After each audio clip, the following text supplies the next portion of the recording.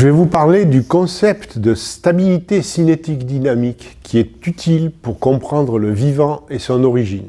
En science, la notion de stabilité a souvent pris une signification en termes d'énergie. L'état le plus stable est considéré comme celui de plus basse énergie. Mais en fait, la notion de stabilité est avant tout liée à celle de temps. Et stable, quelque chose qui ne change pas dans le temps.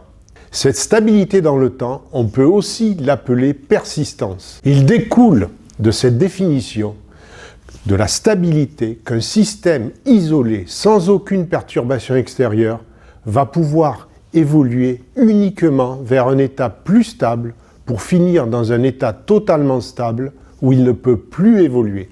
Prenons le cas d'une goutte d'eau de pluie qui va tomber sur une montagne. L'eau qui la compose va couler jusqu'à rejoindre le niveau de la mer, où elle restera si de la chaleur ne vient pas à nouveau la vaporiser et la ramener sur les sommets. On va maintenant regarder le parcours de cette goutte d'eau vers l'océan.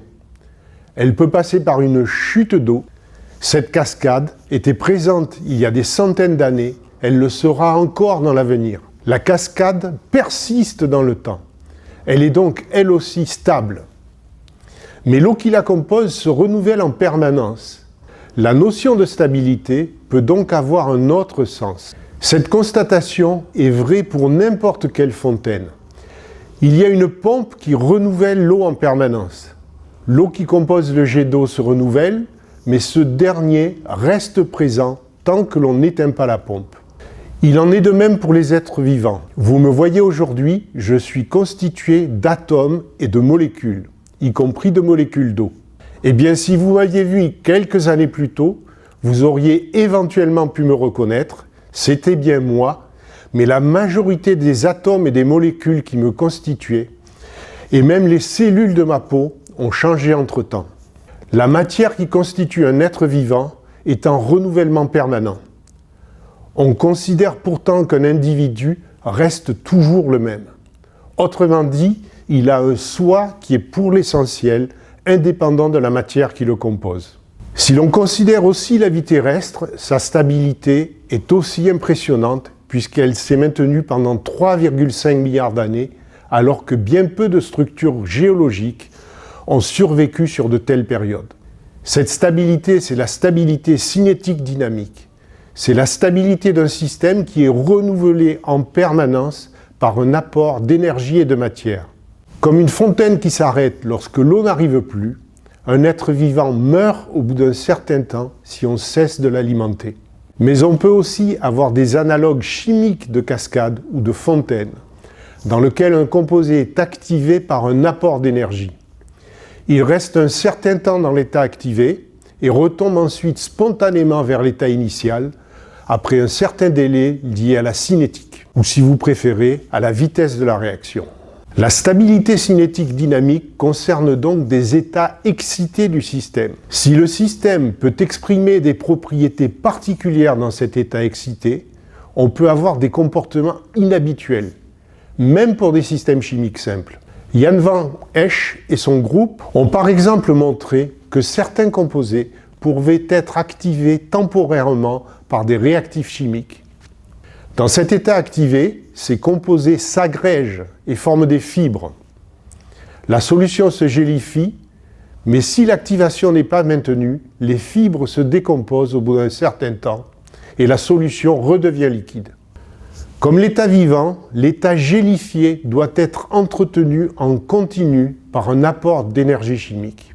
Le terme de stabilité cinétique dynamique a été proposé par Adipros pour expliquer la particularité du vivant en termes physico-chimiques. Beaucoup des idées que je présente aujourd'hui sont le résultat de son travail. Mais c'est dans le contexte de la reproduction que la stabilité cinétique dynamique prend une signification particulière. Prenons l'exemple de la fontaine chimique, l'état activé dont je parlais tout à l'heure. Imaginons que ces espèces activées soient capables de mener à une structure se reproduisant par multiplication et non plus à un gel.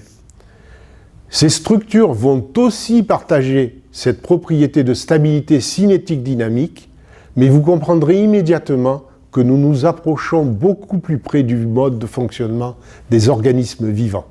L'idée de stabilité et de persistance était déjà bien présente dans la théorie de l'évolution de Charles Darwin, et même dans le sous-titre de son livre qui parle de la préservation des races favorisées dans la lutte pour la vie comme moteur de l'évolution. La sélection naturelle, c'est la sélection des variants qui sont les plus stables au fil des générations. Cela veut dire que si des variants sont présents dans une population avec un avantage dans leur capacité à subsister, ces variants vont devenir majoritaires dans la population de manière quasi mécanique, juste parce qu'ils auront une descendance plus nombreuse. En quelque sorte, on peut dire que Darwin explique ainsi l'évolution par une finalité qui est celle d'une tendance à maximiser l'adaptation à l'environnement et dont le moteur est la sélection naturelle. On peut donc comprendre l'évolution comme une recherche perpétuelle d'une plus grande stabilité, sans qu'aucun choix ne soit prédéterminé. Voyez que la reproduction des êtres vivants donne à cette stabilité cinétique dynamique un rôle moteur dans l'évolution. Cette recherche perpétuelle explique le degré de sophistication du fonctionnement des êtres vivants parce qu'un accroissement des fonctions disponibles peut offrir une meilleure efficacité. C'est également vrai pour des machines. On peut comparer l'avion des frères Wright à un Airbus A380. Dans le premier cas, le pilote s'installe allongé de manière inconfortable pour voler quelques dizaines de mètres. Le second transporte plusieurs centaines de passagers confortablement pour des vols intercontinentaux. La sélection naturelle repose sur des lois simples. Lifson a montré qu'elle se manifeste aussi dans des systèmes chimiques assez rudimentaires. Il prend ainsi un modèle de deux réactions autocatalytiques dans lesquelles les catalyseurs C1 et C2 sont chacun dupliqués à l'issue d'une boucle autocatalytique. Prenons le cas où le système est alimenté de manière limitée mais continue en réactif R.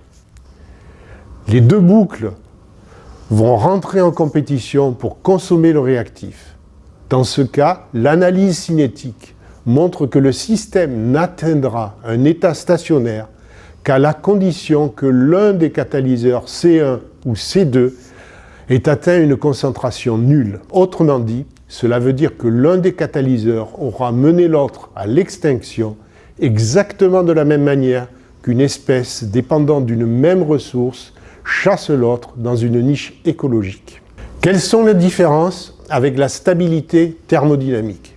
Cette dernière est exprimée lorsque l'on considère un système qui ne reçoit pas d'énergie de l'extérieur. Ce système ne peut évoluer que vers l'état d'équilibre à partir duquel aucun changement n'est possible sans apport extérieur d'énergie ou de matière. La grandeur qui caractérise cette évolution est l'entropie. Sa valeur est maximale à l'état d'équilibre. On peut prendre un exemple. Une tasse de café brûlante va refroidir jusqu'à ce que sa température atteigne la température ambiante. Mais à partir de ce moment-là, jamais sa température ne s'écartera spontanément de celle du milieu ambiant. La physique du 19e siècle a identifié que cette évolution vers l'état d'équilibre est en réalité le reflet de la probabilité du système de se trouver dans un état donné. La température d'un système devient uniforme juste parce que c'est l'état le plus probable. On peut trouver une sorte de parallélisme entre stabilité thermodynamique et stabilité cinétique dynamique.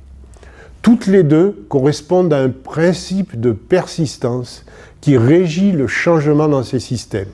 Ce principe exprime juste qu'un changement ne peut se produire que dans le sens d'une augmentation de la stabilité. Dans le monde habituel, la stabilité d'un système est donc gouvernée par les lois statistiques qui sous-tendent le second principe de la thermodynamique. Dans le monde des systèmes qui se reproduisent, le changement est gouverné par l'impossibilité de soutenir une croissance exponentielle dans un environnement limité. C'est alors l'évolution vers une plus grande stabilité cinétique dynamique qui donne un sens à l'évolution de ces systèmes. Cette idée de stabilité cinétique dynamique permet de comprendre un peu mieux la nature du vivant. L'existence d'un jet d'eau n'est pas liée à la nature de l'eau, mais à la présence d'un mécanisme qui maintient cet état énergisé.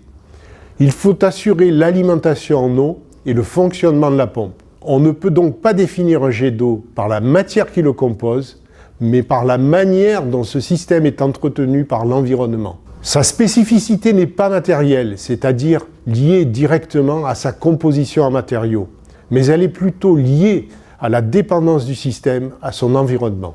Il en est de même pour l'état vivant. Il est vain de chercher sa spécificité dans la nature chimique des composants des êtres vivants. Elle réside probablement plus dans la dépendance au milieu qui les entoure et dans la manière dont ces systèmes agissent en retour sur cette dépendance.